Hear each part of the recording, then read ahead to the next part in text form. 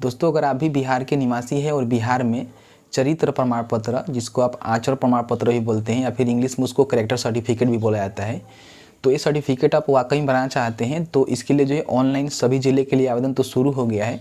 तो आज की इस वीडियो में आपको हम बताएंगे कि किस तरह से घर बैठे ऑनलाइन आप कैरेक्टर सर्टिफिकेट बनवा सकते हैं।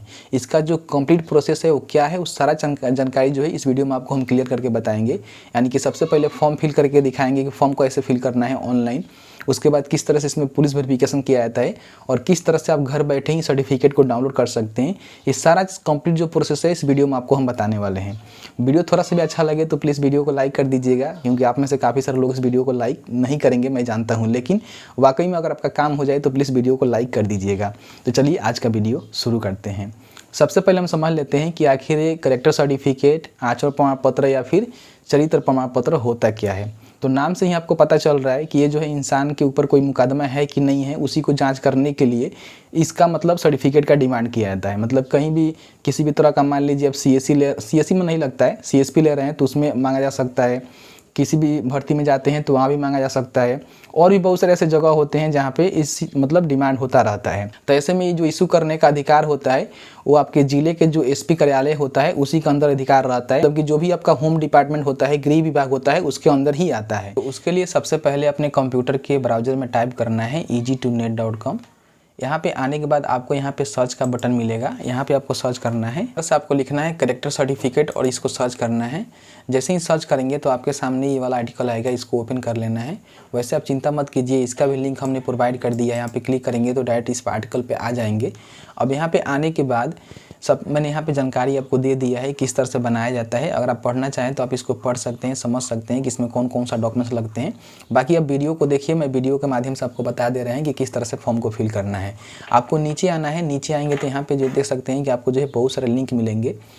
सबसे पहले जो अप्लाई ऑनलाइन का बटन आपको मिल रहा है, देख सकते हैं कि यहाँ पे अप्लाई ऑनलाइन का बटन मिल रहा है। इसके सामने जो क्लिक हेयर का बटन है, इस पर आपको क्लिक करना है। तो आपके सामने बिहार का जो सर्विस प्लस का पोर्टल है इस तरह से ओपन हो जाएगा, जैसे कि आप स्क्रीन पर देख रहे होंगे। अब यहाँ पे आने के बाद आप जो है दो तरीके से सर्टिफिकेट के लिए अप्लाई कर सकते हैं। अगर आपने पहले से यहाँ पे रजिस्ट्रेशन किया हुआ है तो लॉगिन करके फॉर्म को फिल कर सकते हैं, और आप रजिस्ट्रेशन नहीं करना चाहते हैं तो यहाँ पे गृह विभाग का जो बटन है इस पर आप क्लिक करेंगे। तो जैसे ही क्लिक करेंगे तो आपके सामने जो है एक एप्लीकेशन फॉर्म खुलेगा जो कि कैरेक्टर सर्टिफिकेट के लिए होगा। यहाँ पे कैसे भरना है आपको हम भर के बता देते हैं। सबसे पहले यहाँ पे जो है अपना जेंडर सेलेक्ट कर लेना है, ठीक है। उसके बाद यहाँ पे कोई अभिवादन आप देना चाहते हैं तो दे सकते हैं, बट देना कंपलसरी नहीं है, आप इसको छोड़ भी सकते हैं। सबसे पहले यहाँ पे एप्लीकेंट का आपको नाम लिखना है। जिनके भी नाम से आप कैरेक्टर सर्टिफिकेट अप्लाई कर रहे हैं उनका यहाँ पे नाम आपको इंग्लिश में और यहाँ पे हिंदी में। तो यहाँ पे क्या कर रहे हैं कि हम नाम को भर ले रहे हैं, एक बार आपको भर के दिखा देते हैं। तो जैसे यहाँ पे नाम इंग्लिश में लिखेंगे तो ऑटोमेटिक यहाँ पे हिंदी में हो जाएगा, इस बात को ध्यान दीजिएगा। किसी भी तरह का मिस्टेक होता है तो जो गूगल इनपुट टूल होता है उसके माध्यम से आप इसको सुधार भी कर सकते हैं। उसके बाद एप्लीकेंट का फादर के नेम लिखना है, मदर का नेम यहाँ पे लिखना है, ऑटोमेटिक यहाँ पे हिंदी में भी हो जाएगा। अगर लेडीज़ का बना रहे हैं तो हस्बैंड का नाम आप यहाँ पे लिख देंगे। उसके बाद यहाँ पे आवेदक का मोबाइल नंबर आपको लिखना है, ईमेल आईडी यहाँ पे लिखना है, ठीक है। उसके बाद नीचे आएंगे तो अपना जो आवासीय पता होता है, यानी कि आपका जो रेसिडेंटल एड्रेस होता है, जहाँ आपका घर होता है, जिसको आप परमानेंट एड्रेस बोलते हैं, ठीक है, वो एड्रेस आपको यहाँ पे लिखना होगा। जैसे कि स्टेट क्या है, उसके बाद यहाँ पे आपको डिस्ट्रिक्ट सेलेक्ट कर लेना है। बेसिकली सारे डिस्ट्रिक्ट आपको मिल जाते हैं। उसके बाद यहाँ पे अनुमंडल आपको सेलेक्ट करना होगा। उसके बाद यहाँ पे अपना ब्लॉक को सिलेक्ट करना होगा। उसके बाद अपना जो है टाउन और विलेज का नाम आपको यहाँ पे टाइप करना है, और उसके बाद ग्राम मोहल्ला आपका ऑटोमेटिक आप यहाँ पे टाइप करेंगे तो ले लेगा। उसके बाद यहाँ पे पोस्ट ऑफिस लिखेंगे तो ऑटोमेटिक यहाँ पे हिंदी में ले लेगा। इस तरह से वार्ड संख्या भी आप लिखेंगे, यहाँ पे पिन कोड लिखेंगे। उसके बाद यहाँ पे आपको सेलेक्ट करना है कि आप ग्राम पंचायत से आते हैं कि नगर निगम से आते हैं कि नगर परिषद से आते हैं कि नगर पंचायत से आते हैं। तो जहाँ से भी आते हैं उसको यहाँ पे सिलेक्ट करेंगे। उसके बाद यहाँ पे आपको ग्राम पंचायत को सिलेक्ट करना है। अगर आपका जो प्रेजेंट एड्रेस है वो परमानेंट एड्रेस के सेम है तो आप यहाँ पे टिक कर देंगे। अगर अलग होगा, मान लीजिए कि आप कहीं और रह रहे हैं फिलहाल, तो आप यहाँ पे जो है प्रेजेंट एड्रेस भी दे सकते हैं, बट मेरा सेम है तो मैं यहाँ पे टिक कर दूंगा। तो देख सकते हैं कि मैंने यहाँ पे टिक किया हुआ है, तो सारा चीज़ यहाँ पे आ गया है। उसके बाद नीचे आएंगे तो यहाँ पे जो है आपको एक फ़ोटो अपलोड करना होगा। जिनके भी नाम से आप कैरेक्टर सर्टिफिकेट बनवा रहे हैं उनका फ़ोटो आपको यहाँ से अपलोड कर देना है। तो फोटो अपलोड करने के बाद यहाँ पे आपको पेशा, जो आपका प्रोफेशन है, उसको आपको सिलेक्ट करना है कि आप छात्र हैं, गवर्नमेंट सर्विस है, प्राइवेट सेक्टर में काम करते हैं, बिजनेस करते हैं, फार्मर है, हाउसवाइफ है या फिर अदर कोई है। तो आप अपने हिसाब से पेशा को सिलेक्ट कर लीजिएगा। जो भी आपका होगा आप इस तरह सेलेक्ट करेंगे।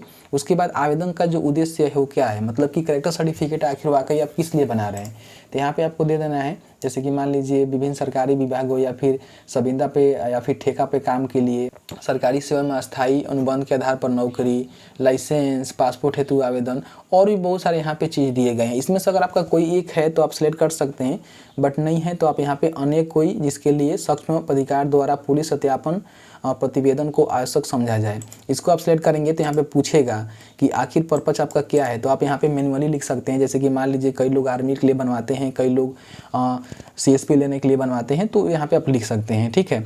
और भी कोई चीज़ आप देना चाहते हैं, अन्य स्थिति कोई देना चाहते हैं तो भी आप यहाँ पे लिख सकते हैं, ठीक है। अब आपके सामने जो है कुछ इस तरह का इंटरफेस आएगा जिसमें पिछले 2 वर्षों का अधिवास का जानकारी आपसे पूछा जाएगा।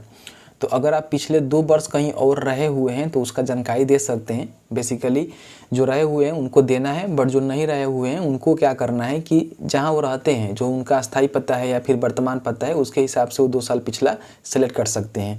तो इसमें आपको हम समझा देते हैं। जैसे कि मान लीजिए आप 2 साल पिछला कहीं रहे हुए हैं तो आप पिछला पर सेलेक्ट करके उसका जानकारी आप यहाँ पर फिल कर सकते हैं कि आप कौन सा डिस्ट्रिक्ट में रहे थे, ठीक है। यहाँ पर देख सकते हैं स्टेशन क्या था, पता उसका क्या था वगैरह वगैरह आप सिलेक्ट कर सकते हैं। बट यहाँ पे मान लीजिए आप वर्तमान अस्थाई पता, मतलब जहाँ आपका घर है वहीं पे आप रह रहे हैं, तो आप चाहें तो यहाँ पे अस्थाई पता ही सिलेक्ट कर सकते हैं। बेसिकली जो भी साइबर कैफे वाले भाई हैं वो अस्थाई पता ही सिलेक्ट करेंगे। उसके बाद यहाँ पे अपना जो भी डिस्ट्रिक्ट लगता है जहाँ पे उनका घर है, रह रहे हैं, वो सिलेक्ट करेंगे। उसके बाद स्टेशन यहाँ सेलेक्ट कर लेना है, पूरा यहाँ पे पता लिखना है। पिछले 2 वर्ष का डिटेल्स आपको देना है। तो यहाँ पे क्या करना है कि अभी जो है मार्च चल रहा है तो आपको यहाँ पे फरवरी सेलेक्ट कर लेना है, और पीछे 2 साल जाना है तो यहाँ पे 2020 हम सेलेक्ट कर लेते हैं, और उसके बाद फिर से फरवरी और यहाँ पे 2022, इस तरह से आपको सेलेक्ट कर लेना है। चलिए हम सेलेक्ट कर लेते हैं, ठीक है। तो ये आपका 2 साल हो जाएगा, ठीक है। उसके बाद और कोई ऐड करना चाहते हैं तो ऐड कर सकते हैं, बट ऐड करना ज़रूरी नहीं है। नीचे आएंगे, यहाँ पे एग्री के बटन पर क्लिक रहेगा। उसके बाद जो भी आपका SP ऑफिस है वो इस यहाँ पे दिखाया जाएगा, ठीक है। और उसके बाद यहाँ पे आपको कैप्चा भरना है। कैप्चा भरने के बाद यहाँ पे जो सबमिट का बटन है इस पर आपको क्लिक कर देना है। तो आपके सामने कुछ इस तरह का इंटरफेस आएगा, जैसे कि यहाँ पे देख रहे हैं। एक बार जानकारी आपने जो भी फिल किया है उसको एक बार चेक कर लीजिएगा, और उसके बाद यहाँ पे अटैच एनेक्सर का जो बटन मिल रहा है इस पर आपको क्लिक करना है। अब जैसे ही क्लिक करेंगे तो यहाँ पे डॉक्यूमेंट्स इनक्लोजर करने के लिए बोलेगा, यानी कि डॉक्यूमेंट्स आपको देना पड़ेगा, जिसमें आप निर्वाचन पहचान पत्र, Aadhaar card, PAN card, passport, service पहचान पत्र, पासबुक फोटो रहित बैंक का होता है या फिर डाकघर का होता है, स्मार्ट कार्ड है, स्वास्थ्य बीमा कार्ड है, सरकारी पहचान पत्र है या फिर ड्राइविंग लाइसेंस है, कोई एक आप दे सकते हैं। चलिए यहाँ पे हम आधार कार्ड सेलेक्ट कर लेते हैं।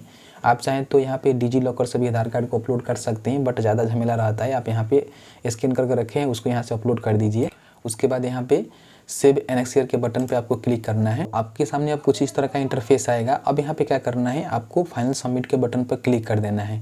अब जैसे ही फाइनल सबमिट के बटन पर क्लिक करेंगे तो आपको जो एक रिसीविंग दिया जाएगा, जिस रिसीविंग में आपका 14 दिन का कार्य दिवस होता है। 14 दिन में जो है आपका कैरेक्टर सर्टिफिकेट बनाने का काम किया जाता है। अब इसके बाद का क्या प्रक्रिया होता है वो आपको हम क्लियर करके बता देते हैं। तो जैसे कि आपने देखा कि मैंने आपको बता दिया किस तरह से कैरेक्टर सर्टिफिकेट के लिए आपको अप्लाई करना है।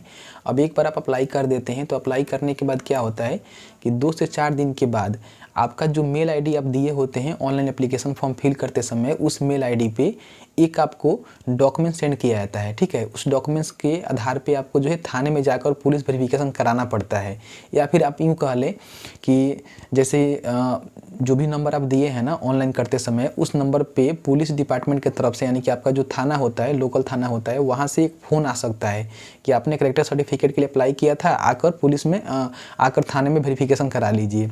तो वहाँ पे जाकर जो है आपको जो भी आपके मेल पे डॉक्यूमेंट्स आया हुआ है उसको भी लेकर जा सकते हैं, या फिर SP ऑफिस से उनके पास आपने जो भी एप्लीकेशन फॉर्म फिल किया है उसका एक रिसिप्ट भेजा जाता है। उसी के बेस पे आपको बुलाया जाता है, देखा जाता है कि वाकई में आपका कैरेक्टर सही है कि नहीं है। उसके बाद वहाँ से अप्रूव करके फिर से SP ऑफिस में भेज दिया जाता है।